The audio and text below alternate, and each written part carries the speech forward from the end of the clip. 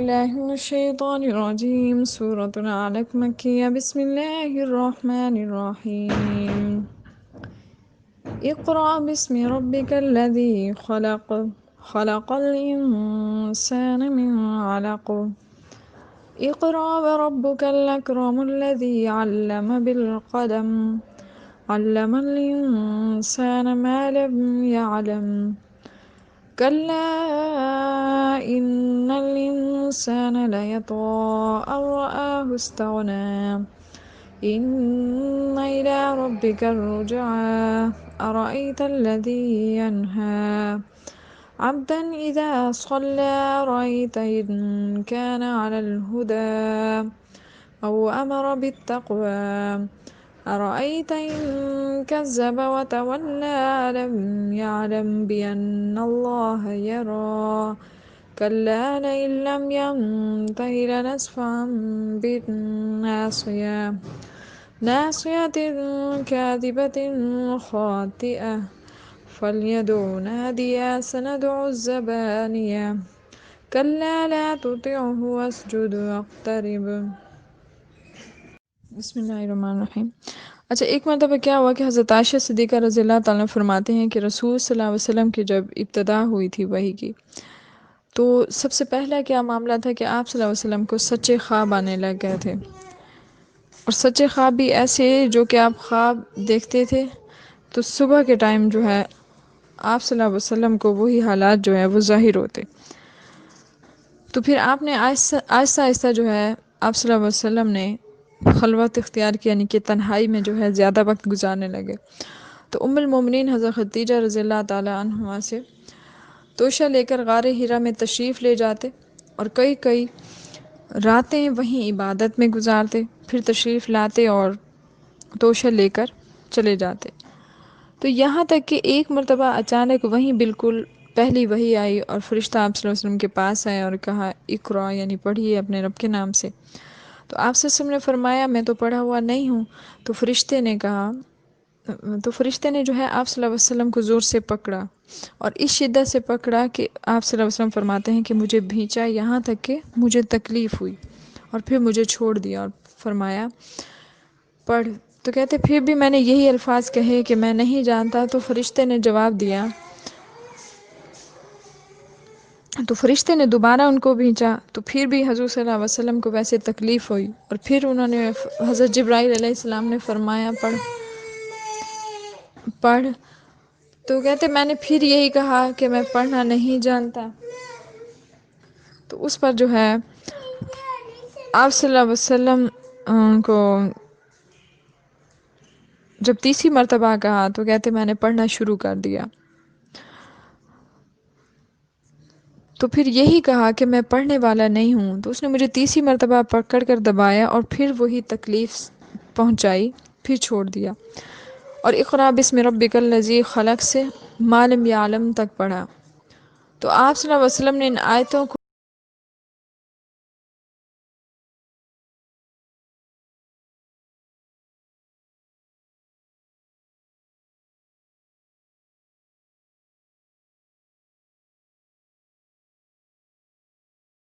بسم اللہ الرحمن الرحیم.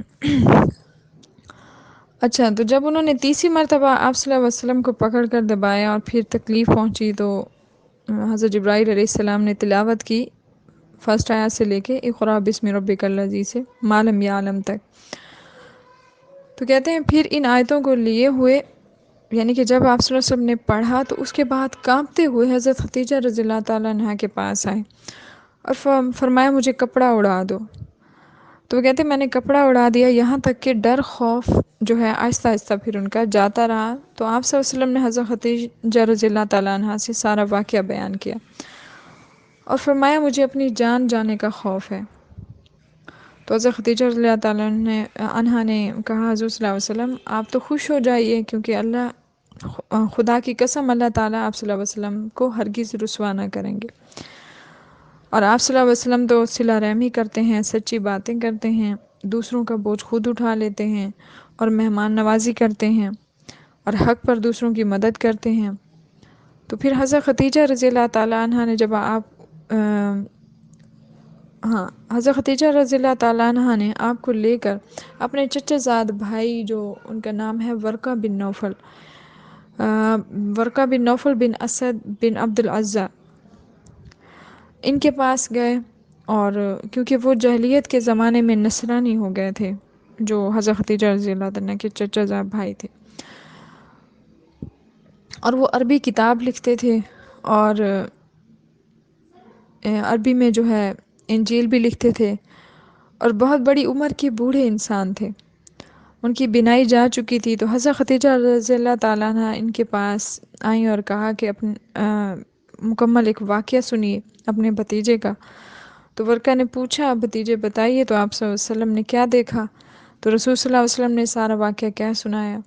تو ورقہ بن نوفل جو ہیں، انہوں نے سنتے ہی کہا، یہی وہ رازداں فرشتہ ہے جو حضرت عیسیٰ علیہ السلام کے پاس بھی خدا کا پیغام لے کر آیا کرتا تھا۔ کاش کہ میں اس وقت جوان ہوتا، کاش کہ میں اس وقت زندہ ہوتا، یعنی کہ جب کہ آپ صلی اللہ علیہ وسلم کو آپ صلی اللہ علیہ وسلم کی قوم نکال دے گی، یعنی کہ ایک آنے والے وقت کی بھی بات کر رہے ہیں۔ اور رسول صلی اللہ علیہ وسلم نے تعجب سے سوال کیا، کیا وہ مجھے نکال دیں گے، یعنی کہ جو اپنے ہی ہیں قریشی؟ تو ورقہ نے کہا، ہاں، ایک آپ صلی اللہ علیہ وسلم کیا، جتنے بھی لوگ آپ صلی اللہ علیہ وسلم کے طرح نبوت سے سرفراز ہوئے ہیں، ان سب سے انہوں نے یہی دشمنی کی، اور فرمایا کہ اگر وہ وقت میری زندگی میں آ گیا تو میں آپ صلی اللہ علیہ وسلم کی پوری مدد کروں گا۔ لیکن جب یہ واقعہ ہوا تو اس کے بعد ورقہ بن نوفل جو ہے وہ بہت کم عرصہ زندہ رہے تھے، تو ادھر جو ہے وحی کا سلسلہ بھی رک گیا تھا۔ تو اس کے رکنے کا حضور صلی اللہ علیہ وسلم کو بڑا افسوس تھا، وہ ہمیشہ اس پریشانی میں مبتلا رہتے تھے۔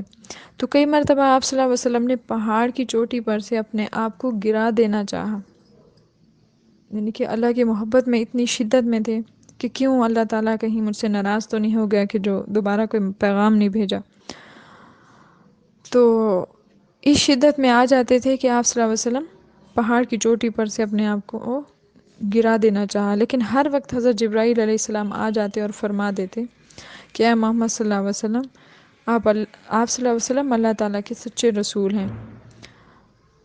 تو اس سے جو ہے آپ صلی اللہ علیہ وسلم کا غم جو ہے وہ ہلکا ہو جاتا، اور دل میں تھوڑا اطمینان پیدا ہو جاتا، اور پھر جو ہے وہ مطمئن ہو کر وہ آرام سے گھر واپس آ جاتے۔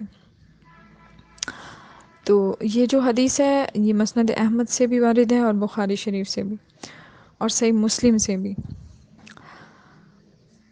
اچھا جی، تو اب کیا ہے کہ انسان کا اول تو کیا ہے کہ وہ پیدائشی طور پر تو ایک جمے ہوئے خون سے پیدا ہوا ہے، یعنی خون کی شکل میں ہے۔ تو اللہ تعالیٰ نے اس انسان پر یہ بھی احسان کیا کہ اسے اچھی صورت میں پیدا کیا، اور پھر اس کو عقل، تمیز دی، علم جیسی خاص نعمت فرمائی، اور پھر اس کو سکھایا جسے وہ نہیں جانتا تھا، یعنی جو سب سے پہلے انسان تھا یا کوئی بھی شخص تھا، کچھ نہیں جانتے تھے نا کہ لکھنا کیا ہے، پڑھنا کیا ہے، یہ سارے حساب کتاب کا معاملہ۔ تو فرمایا علم ہی کی برکت تھی کہ کل انسانوں کے باپ حضرت آدم علیہ السلام فرشتوں میں بھی ممتاز نظر آئے۔ فرمایا علم کبھی تو ذہن میں ہی ہوتا ہے، اور کبھی زبان پر ہوتا ہے، اور کبھی جو ہے علم کتابی صورت میں بھی ہوتا ہے۔ اب کیونکہ علم کی 3 قسمیں ہیں، ایک ذہنی، لفظی اور رسمی۔ اب فرماتے ہیں کہ جس نے قلم کے ذریعے علم سکھایا اور آدمی کو جو وہ نہیں جانتا تھا معلوم کرایا، تو اس شخص کے لیے لکھا ہے کہ اللہ تعالیٰ اسے علم کا بھی وارث کر دیتے ہیں جسے وہ نہیں جانتا تھا۔ اب نیکسٹ آیات جو ہے ہم نے جو پڑھی ہیں ان کا آپ دیکھ لیں۔ اب حضرت عبداللہ رضی اللہ تعالیٰ عنہ فرماتے ہیں کہ 2 لالچی ایسے ہیں جن کا پیٹ ہی نہیں بھرتا، ایک طالب علم، دوسرا طالب دنیا، یعنی ان دونوں میں بڑا فرق ہے۔ علم کا جو طالب ہے وہ تو اللہ کی رضا مندی حاصل کرنے میں بڑھتا رہتا ہے، یعنی ایسا دین حاصل کرنا جس سے جو ہے توحید، دنیا اور جو جتنے بھی اسلامی معلومات ہیں اس کو پہچاننے کے لیے اس کی تگ و دو میں لگے رہنا۔ اور دوسرا کیا ہے کہ دنیا کا لالچی اور سرکشی اور خود پسندی میں جتنا ہو سکے وہ بڑھتا جاتا ہے، اور اسی میں ہی ترقی کرتا جاتا ہے۔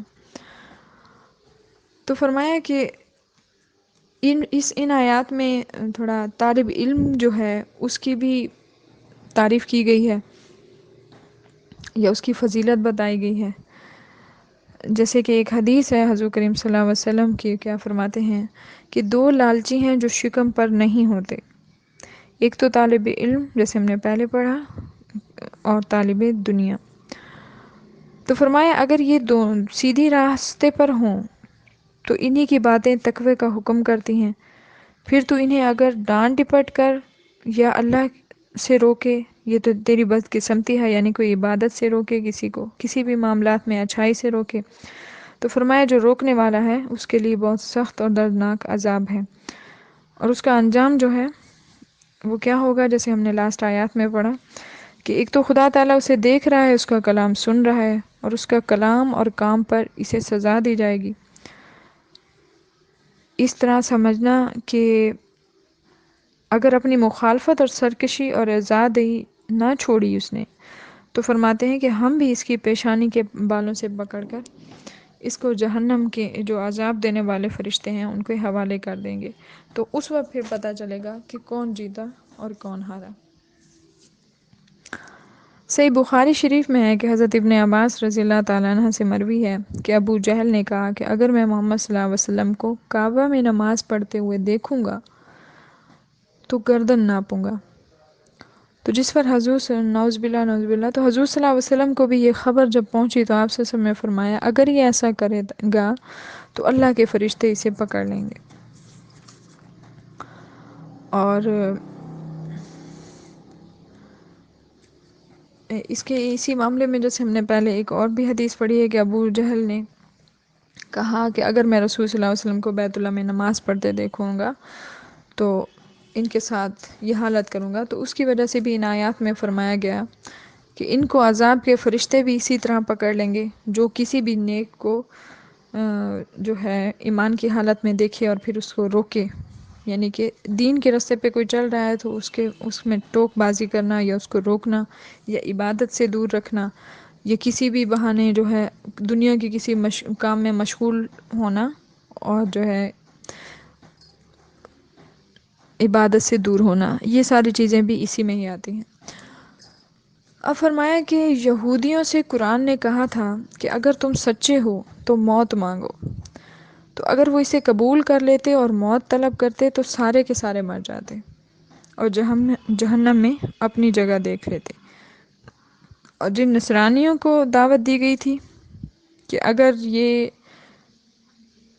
نکلتے تو لوٹ کر نہ اپنا مال پاتے نہ اپنے بال بچوں کو پاتے، ان کے یہ اگر اتنا ان کا دین ایمان طاقت رکھتا ہے تو جو قرآن کی طرف سے ان کو شرطیں رکھی گئیں تو اگر اس چیز کو طلب کر دے تو یقیناً سخت عذاب میں مبتلا ہو جاتے. تو لہٰذا اس کا جو ہے اس میں انسان کی سرکشی اور اس کا حال بتایا گیا ہے کہ اس کا انجام کیا ہونے والا ہے. اور سورۃ العلق کے بارے میں ہے کہ عذاب الہی سے کوئی ایک تو مقابلہ نہیں کر سکتا، جیسے ہم نے پڑھا سندع الزبانیہ کہ ہم بھی جہنم کے فرشتوں کو بلائیں گے تاکہ اس کی پوری پوری سزا دیں، جن کا مقابلہ وہ کسی بھی وقت نہ کر سکتا ہے اور نہ ہی وہ ٹال سکتا ہے. اور حضور صلی اللہ علیہ وسلم سے جیسے لاسٹ آیت میں مطالبہ کیا گیا کہ کلا لا تطعہ واسجد واقترب، یعنی اے نبی کریم صلی اللہ علیہ وسلم آپ اس نالائق کی ہرگز پرواہ نہ کیجیے اور اسی کی کسی بات پر کان نہ دھریے، جہاں چاہیں آپ شوق سے اللہ کی عبادت کریں اور نماز پڑھیں اور بارگاہ الہی میں سجدہ کریں. تو حضور صلی اللہ علیہ وسلم کا ارشاد ہے بندہ سب حالتوں سے زیادہ سجدے کی حالت میں اللہ کے نزدیک ہوتا ہے. تو اس لیے غیر اللہ کے لیے سجدہ جو ہے وہ حرام ہے، بلکہ جو جھکنا سجدہ سے مشابہت رکھتا ہے اس کو بھی حرام لکھا ہے. یعنی کہ اس حالت میں جیسے بعض لوگوں کو دیکھا گیا ہے کہ درباروں پہ یا کہیں کسی مرشد پیر کے سامنے جا کے سجدہ ٹیک دیتے ہیں، تو اس طرح جو ہے یہ کرنا بالکل حرام ہے، بلکہ صرف اور صرف اللہ کے آگے سجدہ کر سکتے ہیں. اب اس صورت کی آخری آیت پڑھنے اور سننے والے پر ایک تو سجدہ کرنا واجب ہے، اس میں آپ نے دیکھا ہوگا سجدہ لکھا ہوا ہے سورۃ العلق میں کہ نبی کریم صلی اللہ علیہ وسلم جب بھی اس آیت کو پڑھتے تھے تو سجدہ کیا کرتے تھے۔ اور سجدے کا طریقہ کیا ہے کہ آپ نے بغیر اللہ اکبر کے سجدے میں جانا ہے اور سجدے کی تسبیح پڑھ کے پھر اٹھ کے بیٹھنا ہے، تو یہ ایک سجدہ ہو جائے گا۔ تو بہتر تو یہ ہے کہ جس وقت آپ قرآن کی تلاوت کر رہے ہیں اس وقت سجدہ کر لیں۔ اگر ایسا ماحول نہیں ہے، اس وقت آپ سجدہ نہیں کر سکتے، تو جو ہے نماز کے ساتھ جو ہے آپ اس کی قضا نکال لیں، یعنی کہ پوری نماز پڑھنے کے بعد بغیر اللہ اکبر کے سجدے میں چلے جائیں۔ اور ایک طریقہ یہ ہے کہ سجدہ، ہاں جی، اگر آپ سجدہ مطلب میں نے تلاوت کی ہے اور آپ سن رہے ہیں توجہ سے، تو آپ پر بھی لازم ہے، یعنی کہ جتنے لوگوں کے کانوں میں یہ آواز پڑے گی اس تلاوت کی جہاں پہ سجدہ آ رہا ہے، یا جتنی بار دہرایا ہے، جتنی بار پڑھا ہے، اتنے سجدے آپ کو کرنے ہوں گے۔ تو ایک تو اس کا یہ مسئلہ ہے، اس کو سجدہ تلاوت بھی کہتے ہیں، جیسے کہ پورے قرآن پاک میں 14 جگہ آیا ہے، اور جتنی بار